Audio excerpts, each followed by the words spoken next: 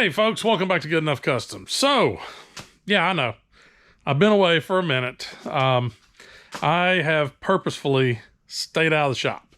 At first it was because I was really getting wore out. I was really run down. And then it was just like, hey, take a break. Get the giddiness back into it, I guess you could say. So I haven't been in the shop in like 6 weeks. I haven't done a damn thing mechanically. Now, I've been in and out of the shop to get stuff and work on other things and take the trucks out, you know, just having a good time.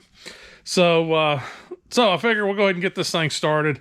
And as you know, per usual, it's Sunday. It's actually midday Sunday. And I'm going to try and get this video done for tomorrow. Hopefully that happens. If not, you'll be seeing it the day after, which would be the 4th. So, this week, what I figured we'd work on is nothing major. Southeastern Truck Nationals is this next coming up weekend, which would be July 7th and 8th out at the Wilson County Fairgrounds.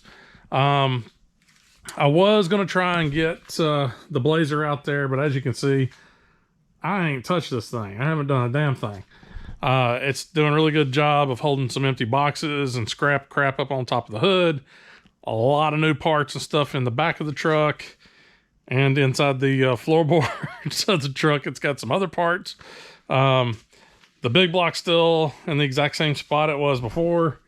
Sitting over here with a bag on it. Sitting over there. Added a bag to that. And hey, there's a trophy. So, I figure maybe work on a couple things for Southeastern Truck. Me and Krokenberg went to the Columbia Cars and Coffee, I don't know, 3 weeks ago. And I drove Steve. He was actually following me in his wife's Jeep.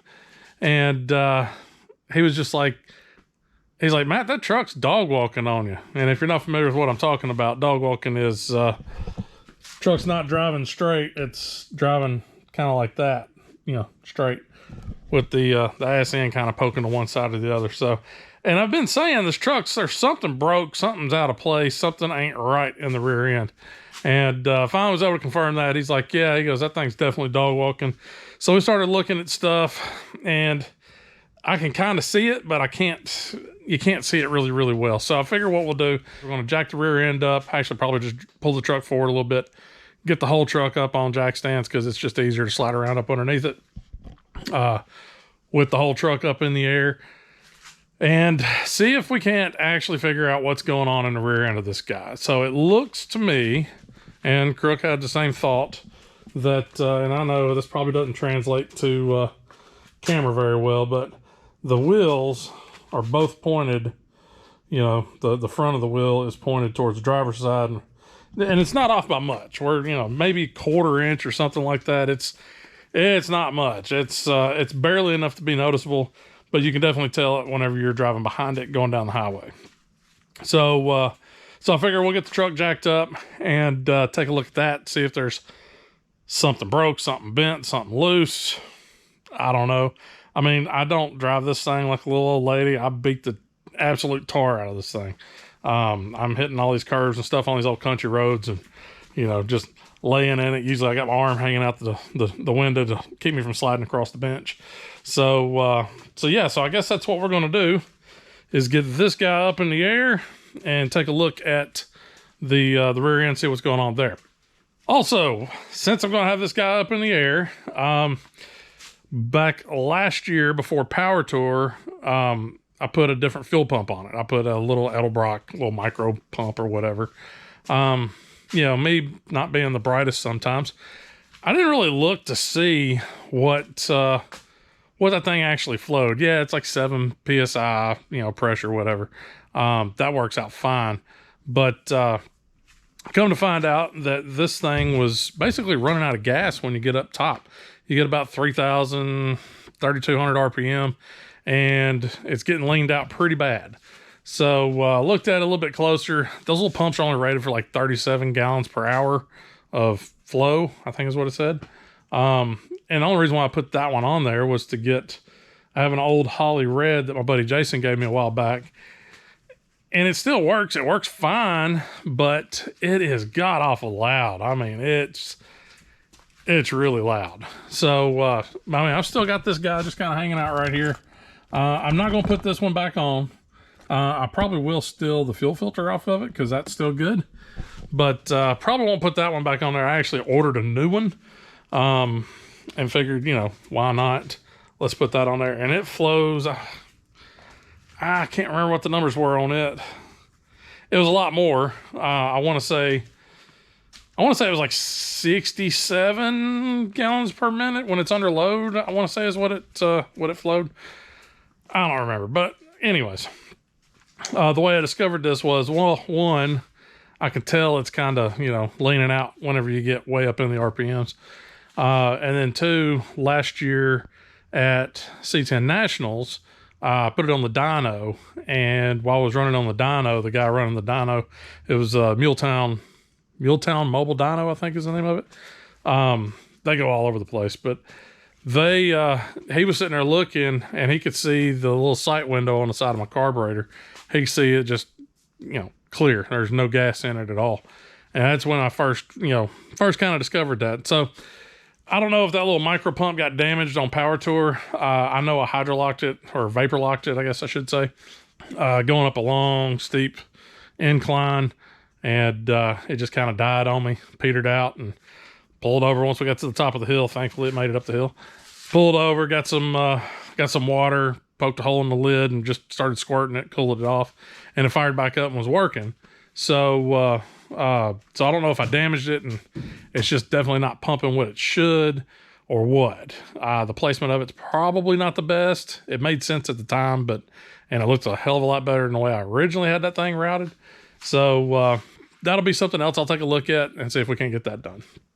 So anyways, man, camera says I've been talking for 8.5 minutes. That's a lot of talking.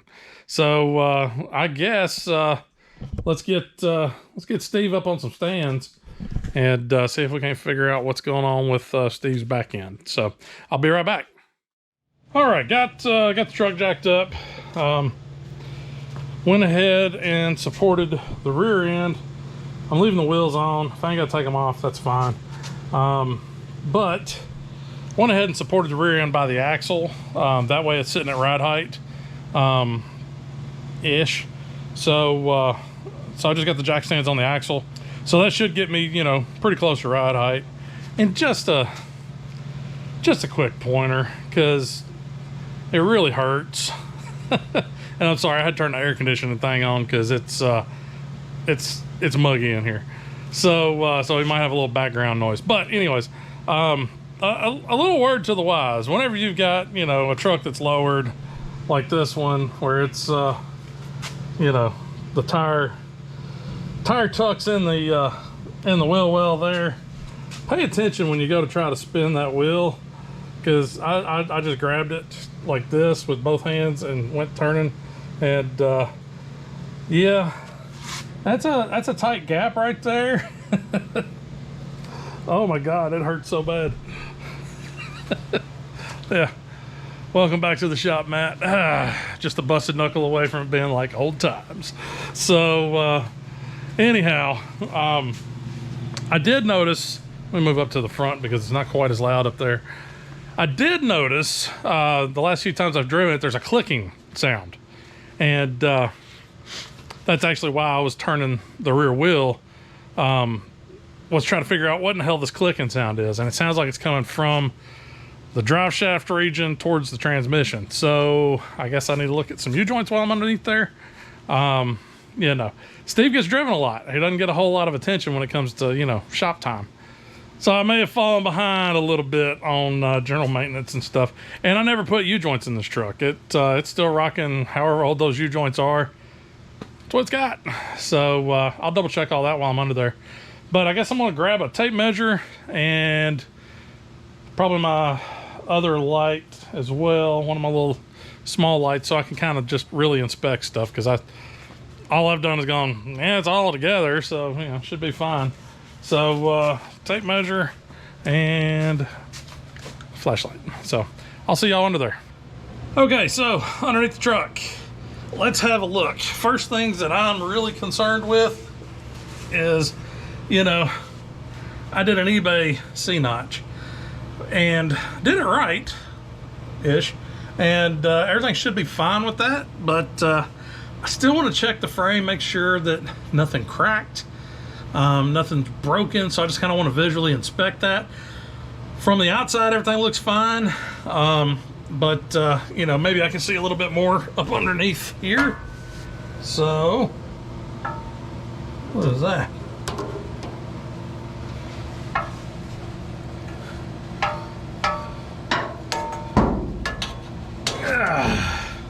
What is that?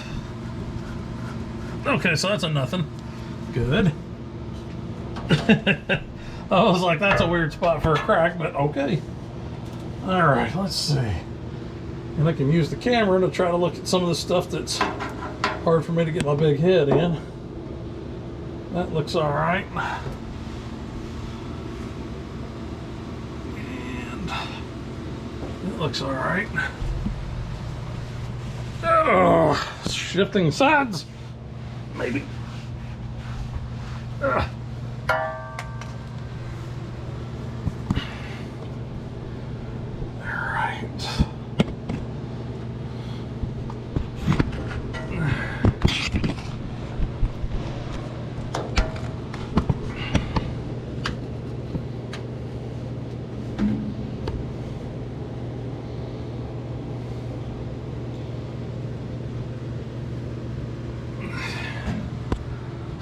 All right, so frame looks good as far as I can tell. All right, so now, yeah, this thing is a little dirty. The rear seal on my tranny's leaking, so all right, let's see, what else have we got here that might be some telltale signs.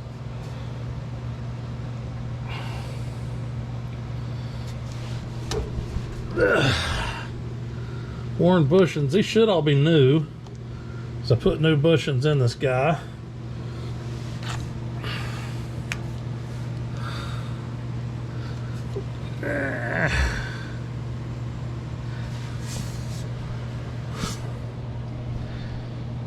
All right, this will be a little bit easier with two hands, so I'm going to do some inspecting, and I'll catch back up with y'all here in just a little bit if and when I find something. So we'll be right back. All right, found the problem. At least I think I did. So what we got is, let's look at the passenger side real quick, because that'll give you a good idea of what it's supposed to look like. All right, so here's what we got. My dead giveaway was my center pin. So this is the center pin that holds the leaf spring together, you know, right down the center. But if you notice, you can see pretty much the entire thing right in here.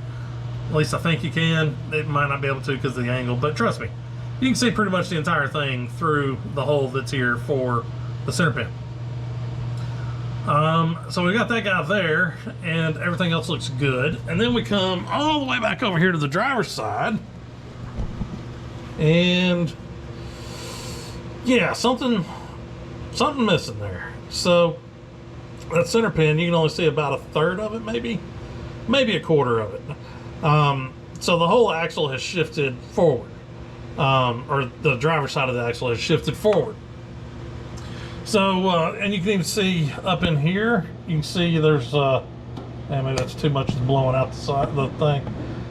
Yeah, now you can see it. So you can see right there on this block at the very top, right in here, there's a little rub mark, a little witness area. And that's probably where this rear axle is just kind of moving around, kind of like this. And the culprit for that is, if you look here, that ain't tight.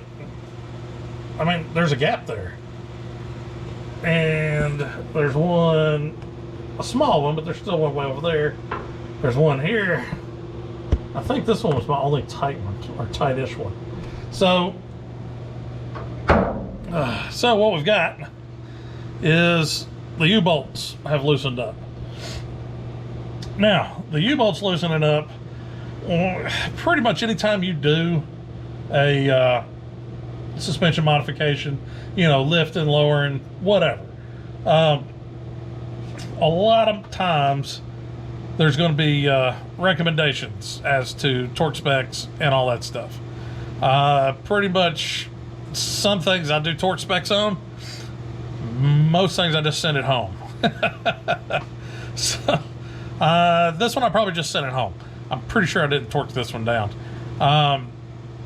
They also recommend that after X amount of miles, you go back and retorque all your bolts.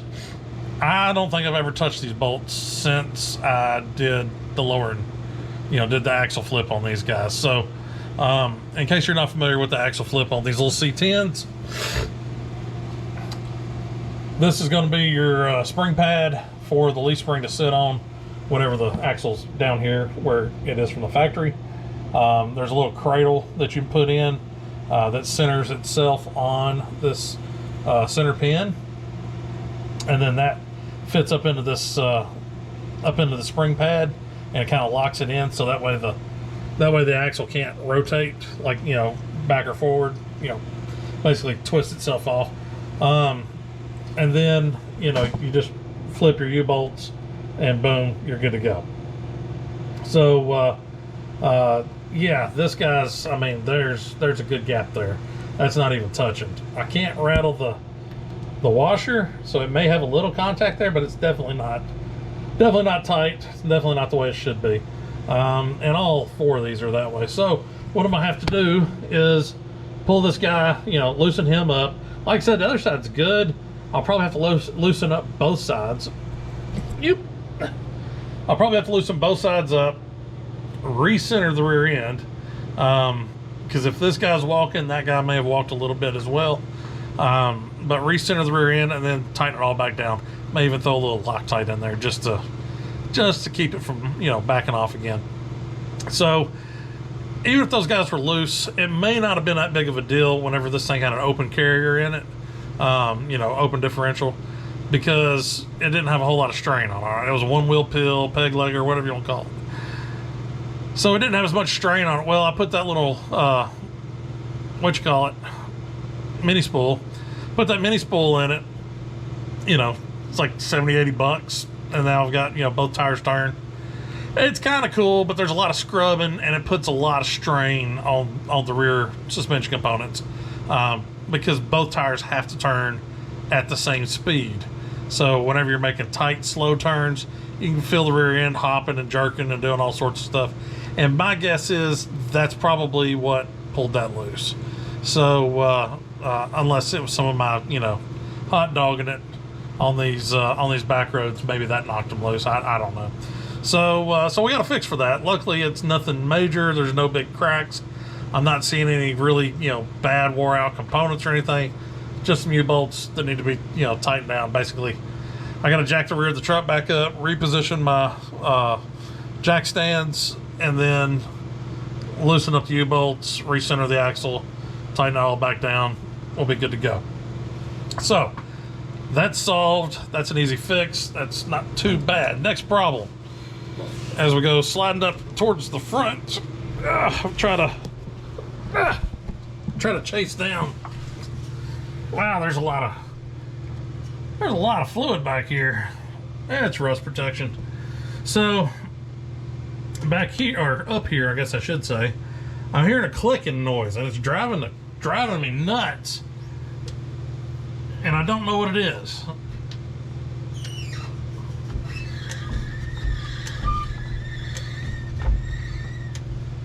Okay, so it's not coming from the U-joint.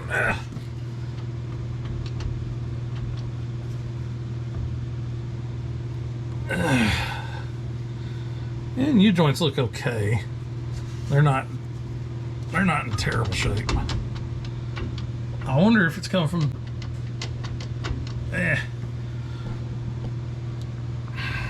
boy, it's wet. Whew. That's messy. All right, let's rearrange this so that way I have two hands, or at least one good one. So, where's my sound coming from?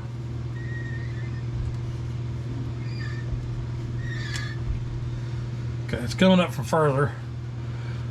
And I don't know if y'all guys can hear that or not. Let me see if I can't get it a little closer.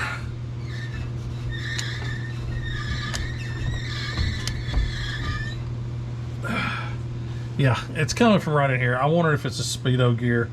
If there's something weird going. What the hell? Okay, so yeah, there's definitely something wrong there. That should not be gray. Ew, what the heck is that?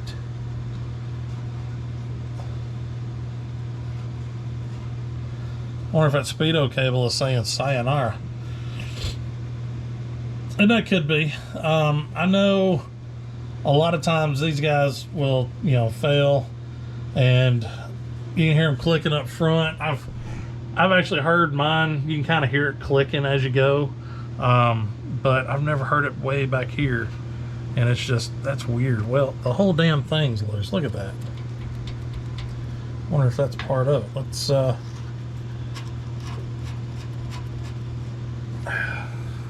see if that, get that crank down real good.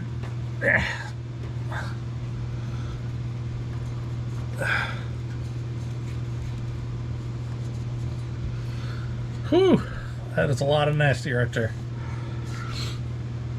All right, let me monkey with this and I'll be right back. All right, after poking around, listening and turning the drive shaft, basically the sound is actually coming deeper inside the transmission. This is just loose. I try to tighten it down, but it keeps walking back, so whatever, not going to worry about that. So yeah, there's definitely a ticking, but it's coming from a little further up, and you know, I don't know jack about transmissions, so other than to keep fluid in it. So don't know what's going on there, but it's something. All right, since we're over here, let's take a look at Mr. Fuel Pump here. Let's see, how about that? Okay, yeah, there we go. So I built this little bracket. It just bolts up to the bottom of the frame. Put a couple of holes in the frame, made this little bracket for it. Got it plumbed in, and just ran just some rubber line all the way up to the carburetor. And then, again, rubber line here that goes back to the still line. Hopefully you can see the still line here. Don't, this guy. So run it over here to the still line, which then goes to the pickup inside the tank. So looking at this, you know, that spot right there is not terrible, but it's a little close to the exhaust, and obviously since it got too hot and vapor locked itself during power tour, probably not the best place for it. Plus that that holly pump's a lot bigger than that little guy. Originally, I had that guy mounted on the outside of the frame here. Yeah, that looked like a frying pan full of mashed buttholes. So, yeah, no. I'm not going to do that again. I half-assed that one, and I don't want to do it again. So, I'm going to take a page out of Big John. So, whenever I did Big John's fuel pump, which is just a clicky-clack, and it seems to be working just fine on that one. But I don't get high on RPMs on Big John. He's just a put-around cruiser, because it gets way too thirsty when you start feeding it the onions. So what I'm going to do is I'm going to find a spot somewhere back here, probably off of this cross member. That's probably the place I'm going to go with it. I could go right here on this bed support, and that probably would work okay, but I figure if I could put it back here, and this is actually a bed support too, this spot, and this is just the cross member, so I could go either off the cross member or off this cross support for the bed, or bed support. So I don't know yet. I'll probably get the old pump down here and kind of lay it out and figure out what exactly I want to do and what makes most sense. And then if I have to make a bracket, I'll make a bracket. If not, I may just bolt it straight down to the cross member or something. So we'll see how that all pans out. But first, what I do need to do for sure is get this truck jacked back up off the stands, take the stands, move them to the frame, so that way I can allow the rear end to droop, and then I can recenter this rear end, and then we can fight with all the fuel stuff, because I hate crawling up around underneath vehicles. It sucks. You know, at least it's not cold where I'm getting frostbite through the damn, garage floor. But yeah, it's still not the best. So I need to get that done because that's something I can actually get done relatively quick-ish. The fuel pump's going to take a little more time.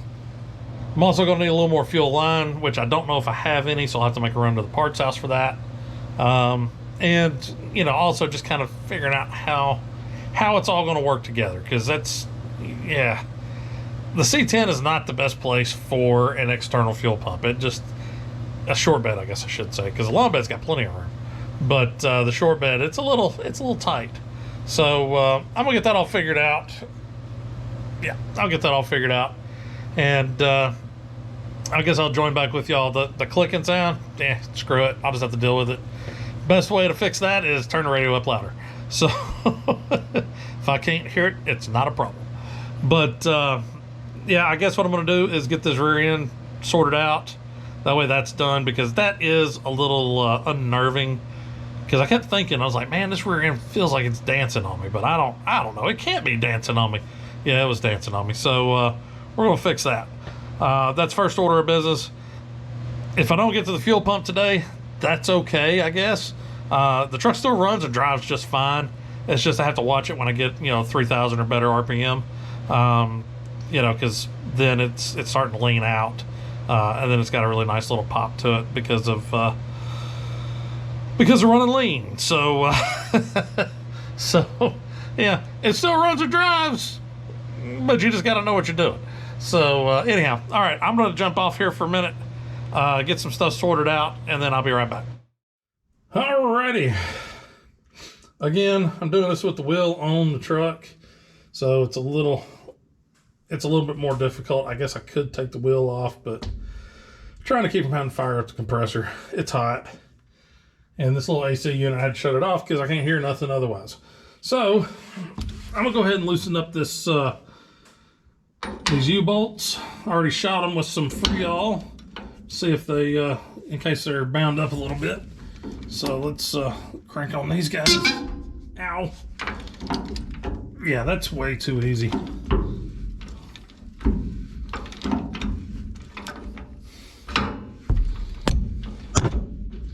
Whoops. How about we move that back a little bit so I don't crack it? There. There. Yeah, these are way too easy. I didn't even cause myself to fart trying to get these things to break loose.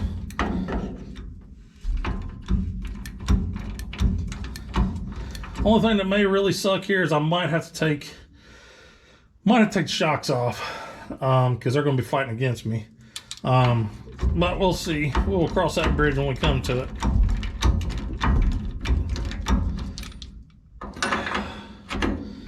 This one was the one I think was tight.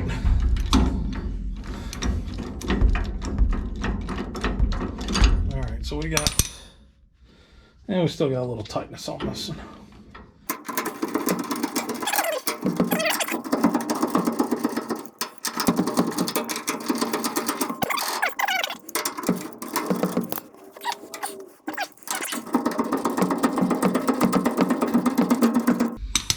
All right. Now I got some wiggle.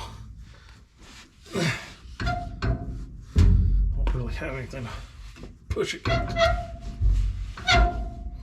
Okay, so he did slide back a little bit.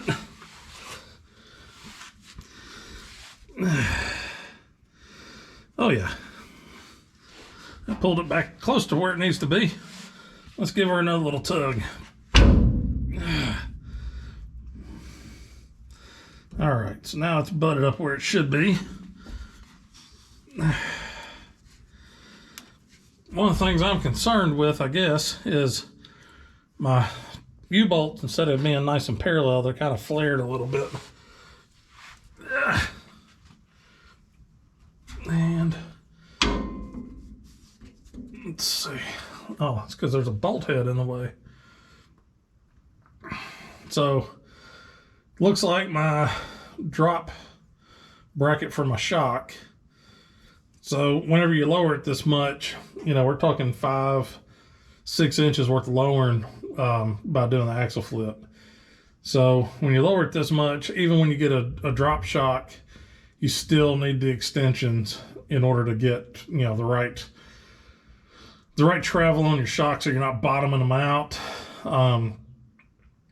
You know, so the head on this bracket, this piece of the bracket, so there's a head of a bolt over here that is right up against this plate. And I'm gonna guess that is what's keeping me from getting good and square on this. So I got two options. One, take the shock off, take the bracket off, and shave down the top of this head a little bit, or take this plate off and then just, you know, put a little divot in it basically so it'll miss. So I think since I've already got this bottom plate pretty well off, I think what I'm going to do is just go ahead and run these on off, and then I can take this plate and I can just, you know, I don't know if y'all can even see what I'm talking about right in here. Nope, the shock's blocking it. Okay. Right here is where we're having a problem. And let's see, you can see a little bit better right there. Yep. So I'm hitting this bolt. So if I just take a little notch out right here on this bottom plate, that should allow it to sit nice and flush and keep my U-bolt. So you can kind of see, maybe you can kind of see, probably not. Let's see if I can get my hand out of the way. But you can see it's going at an angle, you know, kind of like that. It's not quite that exaggerated, but instead of being nice and parallel with the other side's nice and straight like it should be. But this one's walking a little bit, and I'm guessing that's because this plate can't shift over that way far enough. So I'm gonna go ahead and pull it off, and we'll notch this, and then I'll be right back.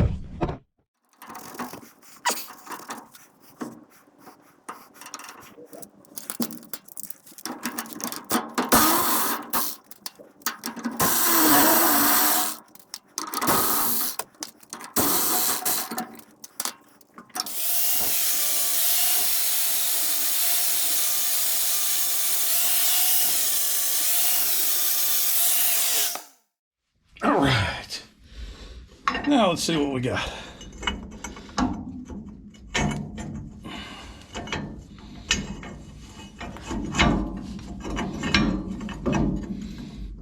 Much better. All right, now for the fun part, getting these guys on.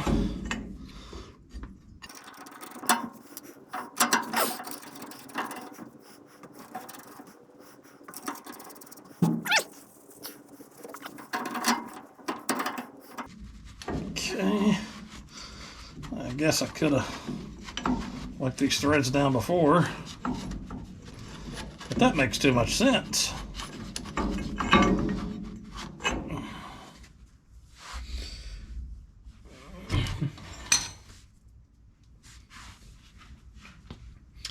Thinking about Loctite on these guys, I don't know. Maybe I'll just take and give them a good crank, and we'll make sure that everything's good there. I've never put Loctite on U-bolts, so I kind of don't want to start doing that. So, all right, let's run these turkeys up.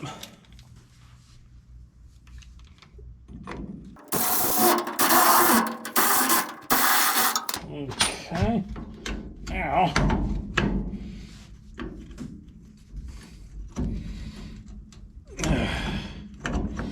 Now before I go making stuff good and tight, let's make sure our pins lined up.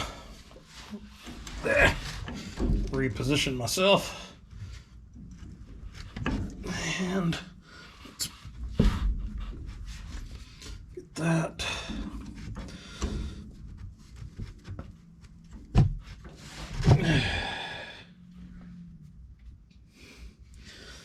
Pin is in full. I can feel it, so.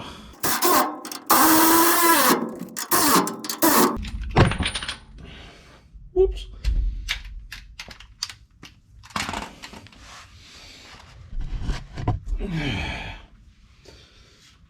Okay.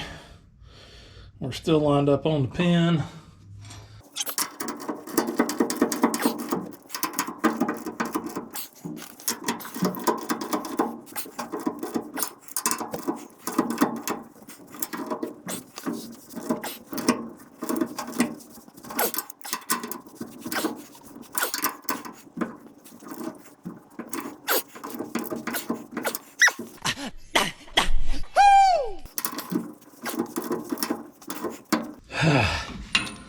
Holy Lord. Yeah, she cranked down good and tight now. No more air gap. So that's good. I think what I'm going to do, just for my peace of mind, is I'm going to go online and we'll look up the torque specs for these, and then we'll set the actual, we'll do it the right way and put these at the right torque specs. So let me go look that up, grab my torque wrench, and I'll be right back. All right, so from what I could find, 145 to 150 is where these things are said to be torqued to. Always torque these guys down in an X pattern. Also, I should say, technically, the U-bolts are only supposed to be one-time use. You know, once you go to torquing them down, you're stretching everything. As they age and they're staying stretched, you release it and then you go stretching it again. You're risking breaking a U-bolt. So, yeah, I would replace the U-bolts, you know, when you're doing a kit. I don't remember if these are the factory U-bolts or if these are the ones that come with the kit. I want to say they're the ones that came with the kit, but I can't be sure about that. That was a few years ago. I have slept since then. So we're going to roll the dice. We're going to go about 145 foot-pounds and crank these guys down.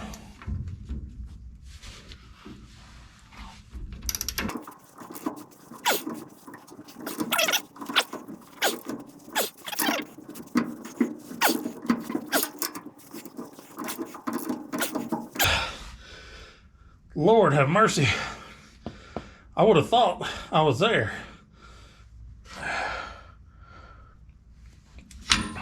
Definitely was not there.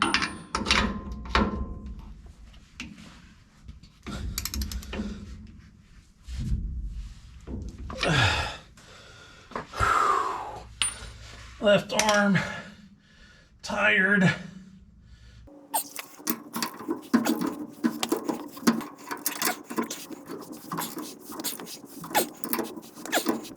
I'm gonna call that good. I don't know where they are. All I know is I'm running out of gas and this thing still ain't clicking, and I'm scared to death those guys are gonna bust. Because looking at them a little better now, those are probably the originals. So, all right. All I know is that's a hell of a lot tighter than they were whenever I pulled them off. So we're gonna call that good. And then I guess I'm gonna take a couple measurements and make sure this rear end's nice and lined up. And I'll catch back up with you on the top side. All right, I'm gonna go ahead and apologize if it's a little noisy because I had to turn the air conditioning back on. It is humid and just hotter than blue blazes in here. So I figure we'll go ahead and try to do a quick little measurement on this rear end and see if she's squared up or not. So I'm gonna go ahead and assume that the frame's square. Don't know that for sure, but I'm going to assume it is. It may be out just by a little bit, and that's okay. I'm fine with it being out just a little bit.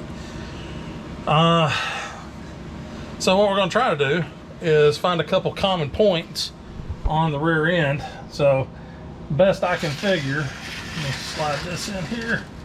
We got a little more light. Shock mount location should be pretty well the same on both ends, or if I've got enough, I don't know if I can get to it or not, clear shot to, yeah, because the shock's being opposed, because we got the shock on the front side there, back side here, so that makes it a little difficult getting around the shock. Well, I tell you what, why don't we go from the edge of the pad here and the edge of the pad over there, and we'll go corner wise to this cross member. So I'll hit this corner from that side and then this corner from this side, and we'll see what we got. I don't know if I'm going to be able to man the camera while I'm doing this or not, or if y'all guys will be able to see. So I'm going to give it a shot. If it works, great, you'll get to see it. If it doesn't, then I'll tell you about it. How's that sound? All right.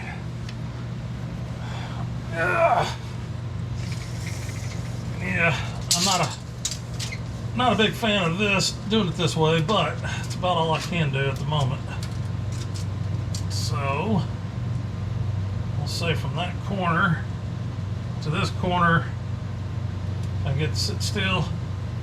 We're sitting at 36.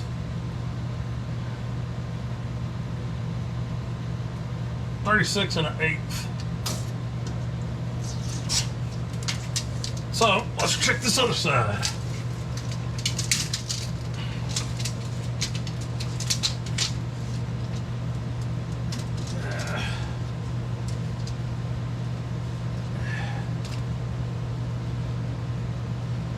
We're at 36. Damn near an eighth. We may be off by a 16th. Maybe off by just a 16th, which, again, the frame may or may not be a little tweaked. I can live with a 16th of an inch. I don't think that's gonna kill anything. So we're gonna go with that. We're gonna call that good. And I'm gonna tighten up this passenger side U-bolts, because since the driver's side were so loose, might as well go ahead and do this side as well. So I'm gonna crank this side down, and that should do it for that part. And maybe the rear end will not feel so weird going forward. So I'm gonna get to it. I'm not gonna worry about filming. It's just me, fat guy rolling around on the ground, grunting and sweating. So I'll be back in a minute. Whew! All right. Wow. Okay, so now I can't feel my arms. A little out of shape. Haven't been turning wrenches in a hot minute. So I did finally get those all to click. I went through and just cranked them all back down. Once I got kind of repositioned where I could get a little better grab on them. So I did get them all torqued down to about 145 foot-pounds. So all the U-bolts are tightened down. We're within about a 1/16 of an inch of being square. So I would hope that gets us, much, much better. Keep that rear end from feeling so squirrely. It's kind of scary. The passenger side, yes, it was tighter. There wasn't any gaps on any of the bolts or the nuts, but wasn't much tighter. Still took a lot of cranking to get that guy down. So the trouble with the rear end was kind of a product of my own negligence, I guess you could say. Just not, checking these things. So that's good now. That'll be good for a good long while, I would hope. The rear end appears to be square. Like I said, we're within about a 1/16 of an inch as opposed to a quarter or more. It was off by quite a bit. So plus with that driver's side being as loose as it was, I have no doubt in my mind that's what I was feeling. I could kind of feel whenever I hit little rises in the roads and would come back down, I could kind of feel the rear end wanting to, kind of wanting to squirrel on me a little bit. So it was real loose back there. I do remember saying something to Crook about that one time, saying, man, it feels like something's broken. I think I've said it on here a couple times too. Something is either broke or really loose back there, because that rear end just a dancing. So hopefully that gets us all sorted out. So I know I said that we'd go ahead and get that rear end squared up, figure out what's going on back there. I'm really glad it wasn't anything broke, just loose stuff. So got that sorted out. And I know I'd said that we were going to do the fuel pump. I don't have time to do it today. I got to get this editing done. It's already like 4:30, so it's a little late. So I figure I'll just knock it off there. I'll probably work on this again tomorrow night after work. Unless work's just killing me tomorrow, then maybe it'll just be 4th of July. I'll be out here working on Steve. Try to get that fuel pump replaced. The clicking, that's something in the trans. I don't know what. Eventually this thing's going to get a new heart and a new transmission, so I'm not that terribly worried about it. It still shifts. It still goes down the road just fine. Just there's a click. Oh, yeah, I'm going to call it mainly because it is just muggy and hot and just miserable out here. And I could run the air conditioning that I got over there, but it's so loud. I know the little microphone on this guy is picking that up, and it's probably difficult to hear my velvety voice as I'm talking and explaining stuff. So I'm going to do that tomorrow, I guess. or Tuesday, get the fuel pump replaced. Don't worry, I'll film it. And then I guess there's a couple things I need to button up on Big John. Nothing really relevant to getting to the Southeastern Truck Nationals in Lebanon, Tennessee, July 7th and 8th. I'll be there. I think Jackson will be there. Crook will be there. I'm definitely bringing Steve, definitely bringing Big John, definitely bringing Harvey Dent. The Blazer, I don't think it's going to make it.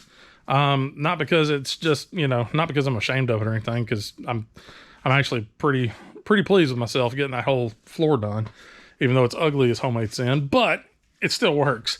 The problem that I have with the Blazer is all the training fluid leaked out of it, and I'm not sure where the training fluid came from.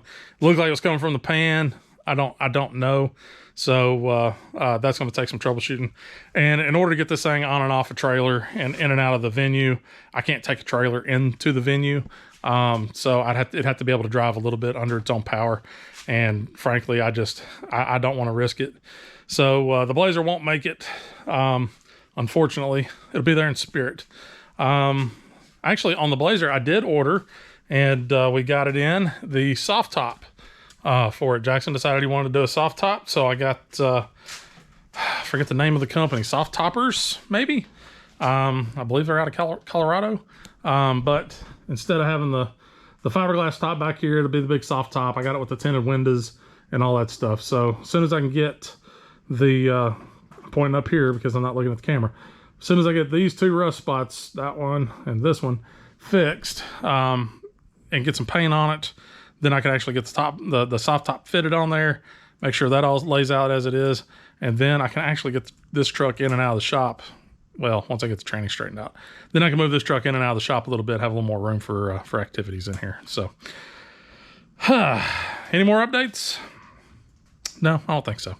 So yeah, Southeastern Truck Nationals. I'll put a link down in the description. It's an excellent show. It's usually 1,700 to 1,800 trucks. It's only GM trucks. So anyways, I guess with that, we're going to close this guy out. I know there's been a lot of talking in this one.